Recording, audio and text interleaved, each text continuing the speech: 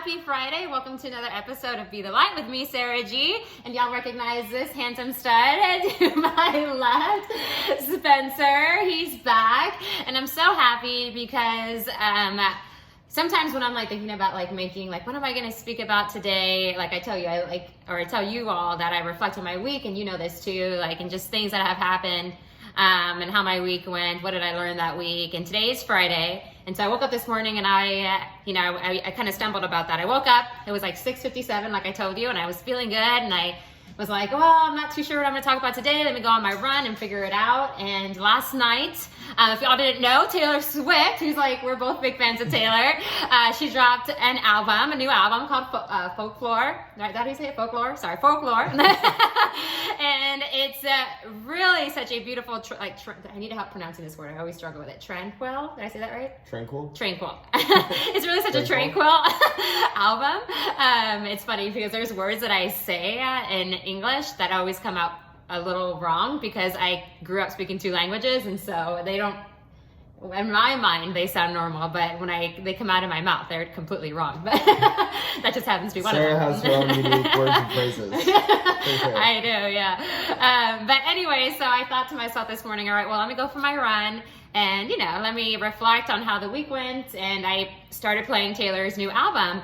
And I put it on shuffle, and one of the songs that she has on there is called Invisible String, and I was oh my God, and it's such a really beautiful song, and it got me thinking about there's this book that I read a long time ago called The Invisible Thread, and it's the same theory that she's talking about in that song that this book has, that speaks about this author believed that there's an invisible thread that connects two people who are destined to meet each other to influence each other's lives. And I really feel strongly that happened with us. And we'll get more into that. So today I wanted you on here because I wanted to speak a little bit about the law of attraction that kind of, feeds into this invisible string of how we attract things into our lives. And I know that you're really big on the law of attraction. And so what would you say your definition of the law of attraction is? Basic concept of the law of attraction is really you're gonna attract in your life what you're thinking and focusing on most of the time. Another way to say is, you become what you think about most of the time. Earl Nightingale talked about that in The Strangest Secret. And that's kind of the basic concept of it. What you're focusing on in your internal world is a direct reflection of what you're going to see in the external world around you, and things that you're looking for, people that you meet, circumstances that come up, things like that. Yeah. So that's just kind of the basics of it. But. And you really opened my world to this because, all the way up to the point where I met you, no one had actually said the words to me, law of attraction. All the way up to that, to us meeting, I was raised just to believe. It was my faith that my family instilled in me, hey, everything's going to work out exactly how it's supposed to. You just got to trust in God that He's going to guide you the way. I would go into interviews. I've probably shared a few of these stories before, but I would go into any big situation that I would be put in if I was nervous about it. It was usually my grandmother, to be honest. I would have these conversations with her, and then she would calm me down, and she already knew you're gonna get this job. And sure enough, I'm over here all worked up, and then she would call it, and I'd call her after the interview. I'd be I got it. She's oh, I know you did. And it was that she was just trying to instill that belief in me, you can attract the things that you want. But she never put it in those words. So I wanted to ask you, because I love you, and I see how diligently you work every day, and that what you do every day, and I know that you've been able to achieve a lot of the success that you have in your life because of the small things that you do consistently every day to be able to receive what you want, to attract the things that you want. So can you share with us what your daily routine is, or what are small things that you do daily or throughout the week that bring you the things that you are seeking? I feel a lot of my daily activities and things I do consistently really stem from that concept that you become what you think about most of the time, and that you're going to attract the things that you're focusing on. And that's not to say you could just sit around and just kind of focus on things that you want and things are just going to magically appear. That's just one step of the process. Because if you really truly believe that you're going to get what you're thinking about most of the time, then you're also going to be motivated to take action. And that's kind of a spot where some people kind of get confused with when it comes to the law of attraction. Why it doesn't work is like, yeah, you can't just sit around and think happy thoughts and like all these great things are just going to happen to you. Like you have to go out and do the things that you feel like are right and that are taking you in the path of where you ultimately want to go. But for me, like I usually just want to focus on, trying to feel as good as possible throughout the day. Because I know like the better state of feeling that I can get into, the more effective that I'm going to be throughout the day. And there's actually ways of using, even like on the other side of the coin, negative emotion as well to kind of help hone in your thoughts. And so I guess that's kind of like a little bit of a different route. But daily routine, I mean, I like to wake up. I like to get a reading in right away. I like to fill my mind with positive material. And so I usually read like a book that has to do with like mindset or really just like some type of personal development material. Something that's going to help set my intention for the day and help like focus my thoughts right away. So when you wake up, your mind's in an alpha state. Same with when you're going to bed. So it's really important that when you start the day, you're creating the intention that you want through the rest of the day. Because a lot of people will wake up, they'll go through their phone, check their social media, read their messages. We're actually just talking about this. Mm-hmm. You'll get into a state of, feeling rushed or anxious because of those things. And so I try to avoid that as much as possible right when I'm waking up. So I've kind of made it a point to ignore my phone when I'm getting up and when I'm starting my morning routine. That way I can just focus completely on what's going to help me throughout the rest of the day. So I get up, get a little bit of reading in, and then from there I'll go and get like a little bit of an audio, positive audio. I'll go outside, something that I've been doing recently, which I got away from in the past, but I'll go outside and I'll walk into the grass, just bare feet, and stand in the sun and just, give gratitude for certain things, just whatever I'm feeling grateful for that day. Whether it's just something as simple as being able to stand outside in the sun and like take in the fresh air and breathe. And, just little things like that we take for granted every day. So I like to do that. I guess that's kind of like a little bit of meditation / gratitude. So I'll stand outside, get some water in. That's something I'll usually do before. So I'll down some water, get hydrated, come back in, get ready for my workout, go and get some type of exercise in. Following my exercise, I'll meditate. And then from there, shower, get dressed, and then we have our team meeting. So my whole morning up until our team meeting is really just focusing on getting myself a bunch of these small wins, and everything's oriented towards getting myself in a feel-good state. Because if I can get myself in a feel-good state and I've done all those things, well, I can feel really good about myself having a productive morning. I can feel like I've actually utilized my time in an effective manner that's actually helping build me as a person. It's all about just personal development for me, trying to become the best version of myself every day, and really being intentional and focusing my attention on things I'm trying to achieve, whether that be sales goals or physical things. But more importantly, at the end of the day, because it's easy to get caught up in that, it always comes back to like the personal feeling of just wanting to feel good and know that I'm doing something to better not only myself, but I guess everyone around me in turn. Yeah. But it starts with you. I mean, you can't help anyone else out unless you're helping yourself. And that's something that it's a daily process. I love you. There's a few things that I wanted to emphasize on what you just said. I love that you said that, there is a misconception of, people, hear of the law of attraction or manifestation, however you want to say it, and they think like, oh, if I just think it hard, if I just focus on the thought long enough, I don't have to do any work and it's just going to come in to my life. And I've seen, I've seen some good actually memes about that. Like you can't just, just because you post, good quotes online every day doesn't mean that, you're going to attract those things into your life. Like you actually have to put work in. There's work that, just with anything else, if you want, these things to appear, if you want God to bless you, then you have to help him out, do what you're capable of doing, do your best. to help those things come into your life, because they won't just appear. You definitely have to do your part. So I love that you said that. And then the second thing that I wanted to emphasize that you said was so we talked about, I just said intentional, and then feeling good. Yeah, about how you really feel, because I mean, KT talks about it where he says, you get what you think about most of the time, and that's positive or negative.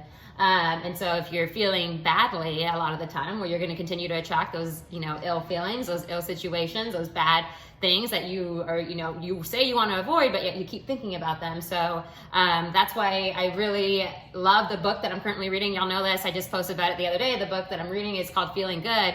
And you have a book, the book that you're reading is, you actually finished it and you started rereading it because it makes you feel so good. Mm-hmm. And this one, although it can be a little bit, it has a lot of good content in it, but honestly it can be, it's definitely, there's a lot of theory in it. And so it's not always the most exciting book to read, but I can honestly say that every time I'm done reading it, whether it's for, 5 or 30 minutes, whatever, I always do leave, close that book feeling better, because it reminds me of the things, or, it recommends things that, some of the things I know, but other things I don't, like how I can stay consistently feeling good, because obviously when we're feeling good, we're able to do our best work, and whatever we're doing that day. Yeah. And so I feel like a lot of it, life is really, another way to put it too is, life is just all about perspective, because there could be like a situation that happens and, 5 people are observing that situation and everyone's seeing it from a different light. Like there's a story of the 3 people working on a building, and there's a guy that's walking down the street and he asks the first person what he's doing. The first person seems like all tired and exhausted, and he's like, I'm slaving away, like, laying these bricks. And he was just like, wasn't having a good time. He was complaining about it. He walks, and then the guy keeps walking down the street, and he comes across a second bricklayer. He's like, hey, what are you doing? He's like, I'm providing for my family right now, like food for them and like somewhere to live. And he's like, okay. And he keeps walking down, and then he comes across a third guy. Third guy's like beaming with like joy and smiling. He's like, what are you doing? And the guy's like, I'm building the most beautiful cathedral in the whole country. And, they're all working on the same, the building of the cathedral in this case, but they all saw it from a different perspective. And so that just goes back to like, what is your internal dialogue? Because you're gonna get the things in your life that you're focusing on. If you're focusing on, all the bad things that are happening in the world, and everything, you're being a victim, so everything happens to you in a bad way, then you're going to go throughout your day looking for things that will justify the way that you feel, because you're always looking for things to justify the way that you think about life. But if you're coming out things from a positive perspective, knowing that things always work out for you, then you're going to look for little ways to do that. We were actually just talking about it last week. So just simple example, but the tread of my tires was running low, and I had been getting like the low tire thing, and I had kind of been putting it off, because they're still like fine from what I was like, it'll be okay. And I took it to Discount Tire. They filled it up. They're like, hey, your tread's running low. It's probably a good idea to start thinking about getting new tires. Mm-hmm. And so I was just kind of putting it off. And then the next day we got up, and the passenger front tire was just completely flat. And so at that moment I was like, well, I could just be frustrated about this and like complain about it or whatnot. Or I could see it as, a positive thing for what it is, which is, maybe if it didn't get flat and I was driving to work that day or something like that, and the tire just blew, could have caused like an accident, and then not only would I have been affected in my car, but other people might have been as well. Mm-hmm. And so I just kind of looked at it as like an opportunity. Okay, cool. Well, it's time to get new tires. I hadn't changed the flat tire in a while, so I got to do that. Yeah, I got to help you. Teach Sarah how to do that. So she learned something new. I was able to do that. Took him in, got new tires, got new rims. So I think it ended up working out. But it's just all about your perspective and the lens, I guess, that you're viewing life through. Definitely. And can I just say how proud I am of you to watch you, because we've been together for a little over 3 years now, and just to watch you grow and evolve into, like, I remember when I first started dating you, you weren't, because when did you start really focusing on like these self-development habits? It was like maybe a year or two prior before I met you, when you were introduced to like this new way of thinking. Yeah, it was really started like right around the time I graduated high school, really. Yeah. So, and it's been an ongoing process since then, and it hasn't been easy for sure, but it's just been like a constant grind and development and consistency when it comes to yeah. But that sort of thing. As a witness to your growth, and even like helping me, grow in that same way. Like, you have inspired me, but like just watching your dedication to being that better person every day. Oh my God, I feel like I'm getting watery-eyed saying this, but like, just watching you consistently. I just remember like when I first met you, and like when you would have a bad day and how you would deal with it. He would come home and he would like close the door to his bedroom, and he just needed like, maybe 5-10 minutes to himself, and he would read something that he knew would make him feel better.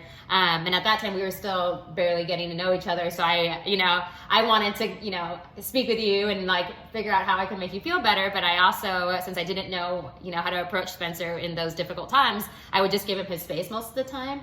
But just watching you grow and evolve, and like just seeing how year after year and day after day, you continue to practice the things that you learn.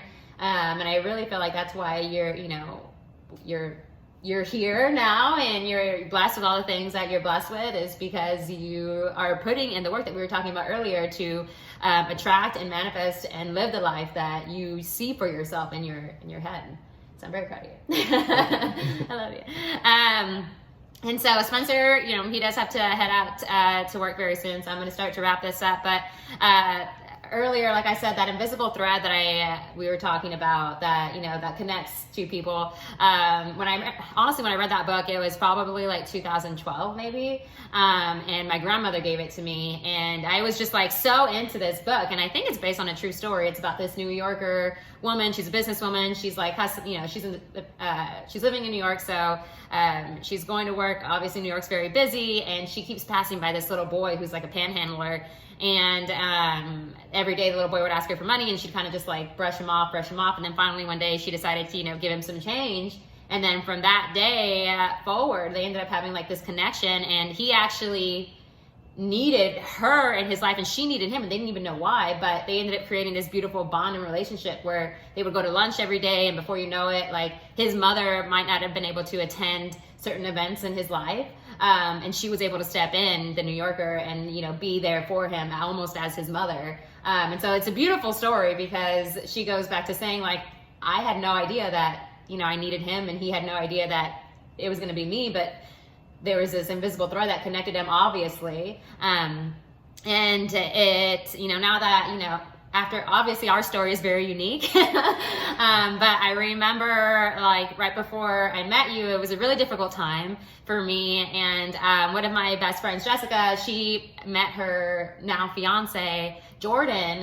He was her cable guy. Like, he knocked on her door, and now they're getting engaged, but that's how they met. Like, he was her cable guy. And I remember after she met him, she was like, because I was struggling, I'm over here thinking like, I'm never gonna find the love of my life, I'm getting old, like, oh my God. And I would like literally cry myself to sleep, like, how is this person gonna come in? And everyone kept saying like, when you least expect it, and I'm like, screw that shit, like when you're in that, like sometimes when you're in that state of mind, it's really hard to believe these things. And like, because especially with my personality, I'm extremely impatient. So like, you're telling me just wait, I'm like, wait, like I'm over here trying to figure out how to speed up this process. And really, I had no idea that there was this invisible string that was connecting us, because a few months down the line, here comes Spencer, and then I come to find out like your dream dog is a husky at that time. And who do I have? I have Flash, who's like this big ball of husky, and just like the little things that we would say that we wanted in people. And I feel like there couldn't have been a better time to meet you. Like, I needed to meet you at that specific time. Like, for so many reasons, it just makes sense. And I just feel, I've always felt like a really strong connection with you. And it just made me think of, when I started hearing that Taylor Swift song this morning, I'm like, that invisible thread. Like, I feel like there is one with you and me. And obviously, God knew better than both of us, like, how we were going to end up being, like, connected eventually. But there was definitely a string that was, like, pulling us together, the law of attraction pulling us together, whatever, our desires you actually being open-minded to having a relationship at that time, you know. And so I think that's, you know, really awesome about like just, I just love our story. And Flash loves you too. Flash is very grateful. But do you have any 2 cents on that before? Yeah, I mean, I think it was just, with a lot of those things you can like, it just comes like going back to the feeling again. Like when we first met, I think there was just that like natural affinity that was there, and we both felt like a connection right away.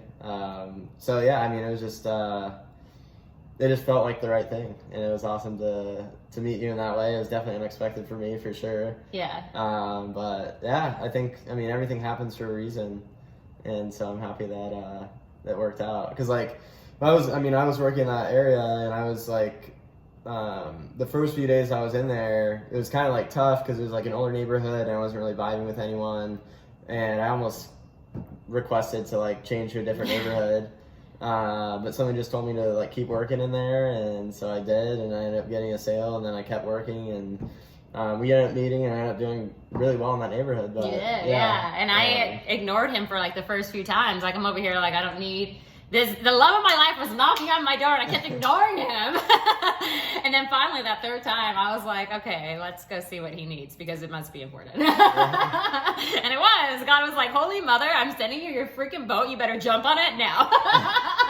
Like, you're crying every night. I'm trying to give it to you. Get on the boat, Sarah. Get on the boat. And I'm so Answer happy. the door. Yeah. And I'm so happy I did.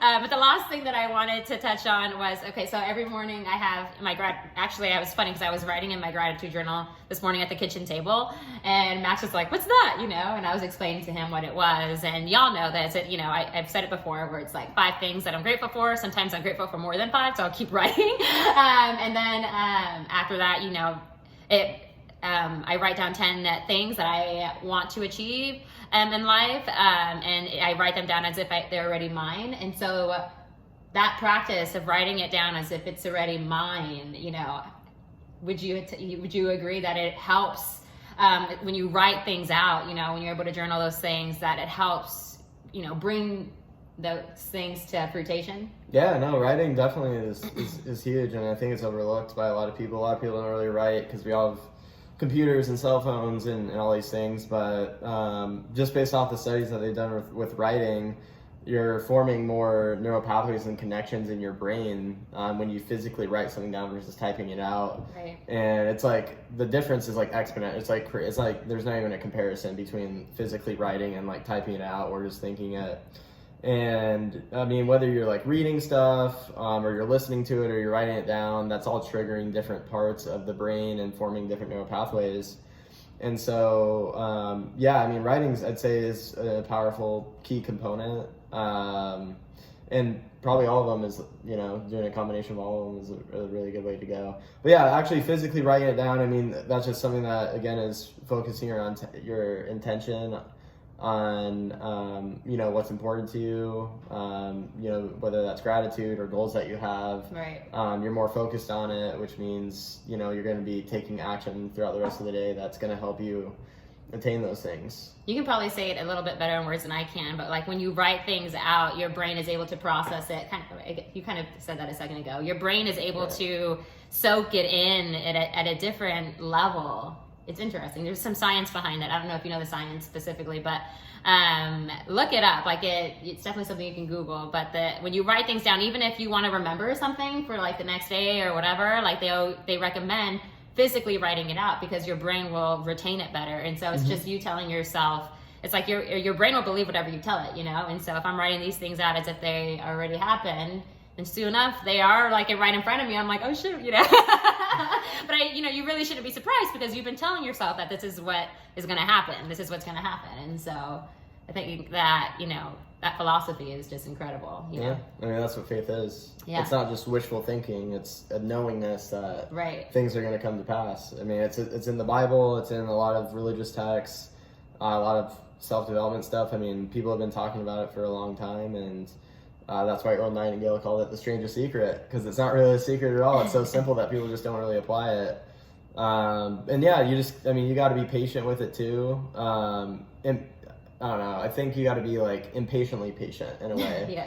So like not patient to the point where like, oh, you're sitting around like lazy, not doing anything. But I think there's a kind of a fine line where it's like you're going out and striving towards those things, but you also have a knowingness that it will work out when it's supposed to. Exactly. And so it's just about a knowingness. Because if you have a knowingness, it's like knowing that the sky's blue. Like you don't have any doubt about it. You don't question it. You know that's what it is. Mm-hmm. And so that should be the same with really whatever it is that you're trying to achieve, whether it's a personal feeling or getting into a healthy weight or eating better or whatever goals that you have in your life. Mm-hmm. So. Love it. I love you. Love Alrighty, thank you. Alrighty, guys, well, I'm going to go ahead and let him get to work because he does have big goals for today and just in general, and I want to make sure that I do everything I can to help him achieve those. So I love you. We all wish you the best day. I'm excited to see you tonight, and I'm excited to catch up with you on Monday. On Monday, I am having another guest. His name is Ryan Mace. It's funny, we were talking yesterday about like how I'm slowly bringing one of each all the guys. There's so many of them. But they all have such an interesting story, and they all truly inspire me in a different way. And so Ryan Mace is a great personality. I'm sure he'll make you laugh numerous times when you meet him on Monday. But I'm really excited to touch on, we're actually going to be speaking a little bit about leadership and on Monday, and we're also going to be speaking about like how helping others will get you ahead. So just something to look forward to on Monday. But thank you again, Spencer. I love you very much. You guys continue to be the light. Thank you for sitting down with us today. Like I said, I'm going to say it one more time. Continue to be the light in your lives and everyone else you surround yourselves with. You rock. We love you. Have a great weekend. We'll see you soon. Bye, guys. Bye.